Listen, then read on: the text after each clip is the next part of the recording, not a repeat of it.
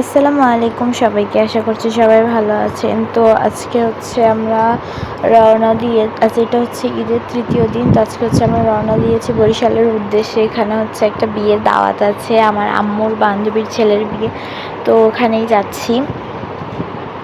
তো ওখানে আরেকটা আন্টিও আসবে, মানে আম্মুর আরেকটা বান্ধবী আসবে।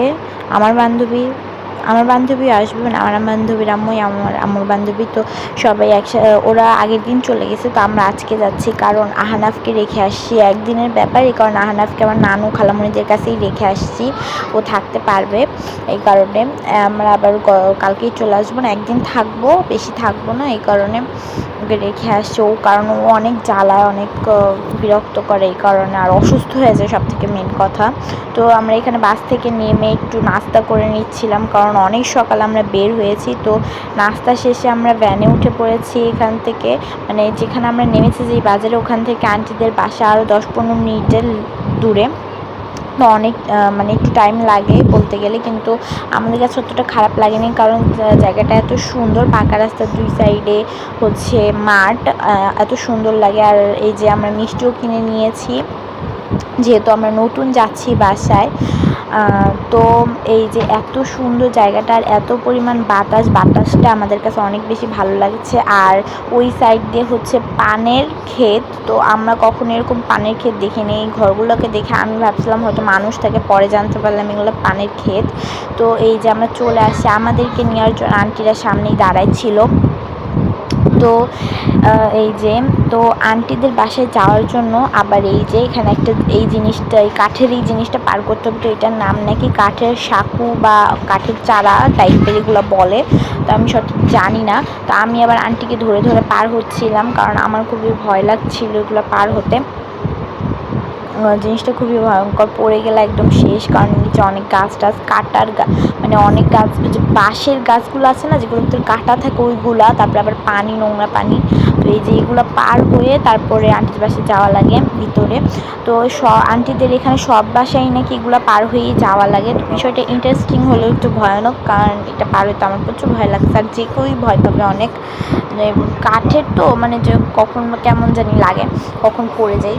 তো এই যে আমরা ভিতরে যাচ্ছিলাম, তো আমরা সবাই একটু ফ্রেশ হয়ে রেস্ট করে এখন হচ্ছে খেতে বসে গেছি। তো আমাদের জন্য আন্টিরাও না খেয়ে বসেছিল, আমরা যাব পরে সবাই একসাথে খাবো, এই কারণে। তো আন্টি খাবার দিয়ে দিল। তো এখানে আবার আন্টি আমাদেরকে গহনা দেখাতে নিয়ে আসছিল। এই গহনাগুলো হচ্ছে ভাবিকে দেওয়া হবে। তো আগে থেকে কাবিন করা ছিল, আর এই যে আন্টির কাজ করতে করতে অবস্থা একদম খারাপ। তো যা বলছিলাম, আগে থেকে কাবিন করা ছিল, তো তখন অনেক গহনা দেওয়া হয়েছে, আর মেইন গহনাগুলো এই যে এখন দেওয়া হবে। তো সব মিলিয়ে নাকি 5 ভরির মতো গহনা দিয়েছে। তো আন্টি আবার দেখাচ্ছিল, ডিজাইনগুলো ভালোই লেগেছে, আমরা অনেক ভালো বলেছি। এই যে তারপরে আমরা গহনা টহনা দেখলাম, তারপরে একটু ঘুরতে বের হলাম, কারণ এখনও একটু লেট, মানে বরযাত্রী যেতে লেট হবে। আমরা একটু ঘুরে টুরে তারপরে আবার মানে রেডি হয়ে বরযাত্রীতে যাব। আর এখানে আমরা সবাই ছিলাম, আন্টি আঙ্কেল, মানে মিমের আম্মু আব্বু, তারপরে আমার মা বাবা, তারপরে আমি, সবাই ছিলাম। মিম ছিল না, কারণ মিম হচ্ছে ভাবিদের বাসায় গিয়েছিলো, ভাবি কিছু জিনিসপত্র দিতে, যেহেতু ভাবি সাজুগুজু করবে আর কি। আর এই যে দেখুন কমলা লেবু, কত বড় বড় কমলা লেবু, আমি তো দেখে পুরো শকড হয়ে গেছি। আর এখানে ছিল হচ্ছে একটা চালতার গাছ। আমি চালতার আচার খেয়েছি, বাট চালতার গাছ কখনো দেখিনি। এই প্রথম আমি চালতার গাছ দেখলাম, যেটা অনেক সুন্দর, মানে পাতাগুলো কেমন যেন ছিল, আমার কাছে অনেক ভালো লাগছে গাছটা, কেমন জানি।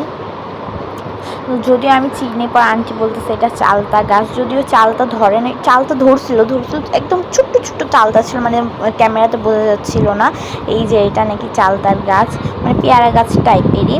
তো এই যে দেখুন, এটা হচ্ছে মেন আকর্ষণীয়। এখানে দেখুন আমও আছে, দেখেন কত সুন্দর।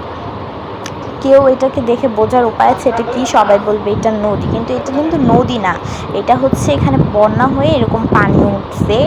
আর এই যে দেখুন, এই যে পানের ক্ষেত, এগুলোকে আমি তো দেখে ভাবছিলাম এগুলো হয়তো ঘর বাড়ি, পরে জানতে পারলাম এগুলো পানের ক্ষেত।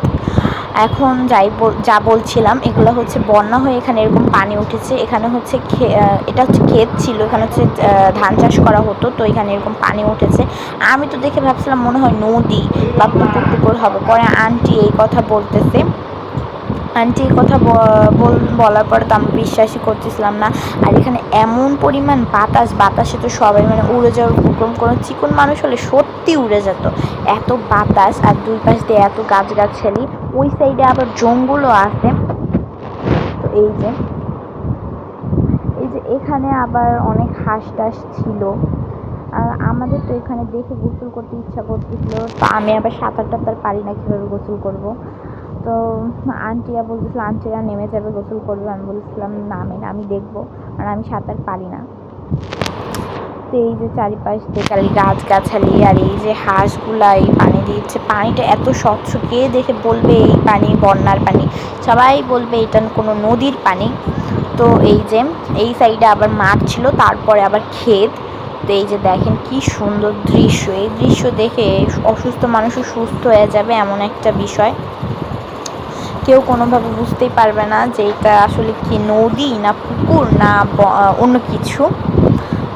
তো যা বলছিলাম আর কি, ওই সাইডে আবার জঙ্গল, ঘন জঙ্গল। তো আমি বলছিলাম জঙ্গলে যে একটু ঘুরে আসি। তো এই যে এখানে আমরা সবাই দাঁড়িয়ে দাঁড়িয়ে গল্প করছিলাম। তো এই যে এটা হচ্ছে একটা ফল, তো এই ফলের নামটা আমি জানি না, জানলেও ভুলে গেছি। তো আপনারা অবশ্যই কমেন্টে জানাবেন এই ফলের নামটা কি। আম্মু বলতেছিল এই ফলটা নাকি আরও পাকে, মানে আরও লাল লাল হলে তখন এটাকে ছিঁড়ে খেতে হয়, মানে তখন এটা খাওয়ার উপযোগী হয়। তো আমি ফলটার নাম জানি না, আপনারা অবশ্যই কমেন্টে জানাবেন। তো এই যে দেখেন কত সুন্দর জায়গা।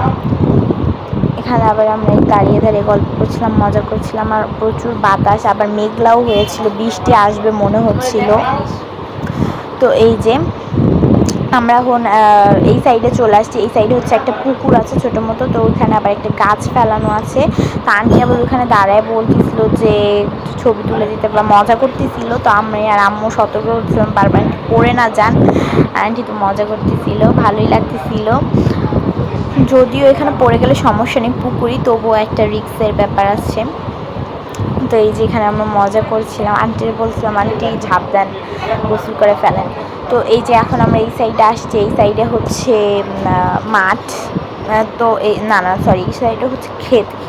তো এখানে পুকুর থেকে ক্ষেতে পানি দেওয়া হচ্ছিল ইসের মাধ্যমে, মোটরের মাধ্যমে। তো এটাকেও কী জানি বলে, এটাও আমি জানি না, আপনারা কমেন্টে প্লিজ জানিয়ে দেবেন এটাকে কী বলে, কিসের মাধ্যমে পানি দেওয়া হয়। আমি আসলে জানি না, কেন আমিও তো গ্রাম অঞ্চলে আমার যাওয়া হয় না, নানা বাড়িতে গেলেও নানাবাড়ি শহরের দিকে থাকায় আমার গ্রামের দিকে যাওয়া হয় না, কিংবা আমি অতটা বের হই না নানা বাড়িতে গেলে বাহিরে, এই কারণে আমি এইসব বিষয় একটু কমই জানি। তো কি আর করার, এই যে লাস্ট পর্যন্ত এখন হচ্ছে আমরা ফিরে যাচ্ছি, কারণ কি অলমোস্ট 1:30-2টা বেজে গেছে।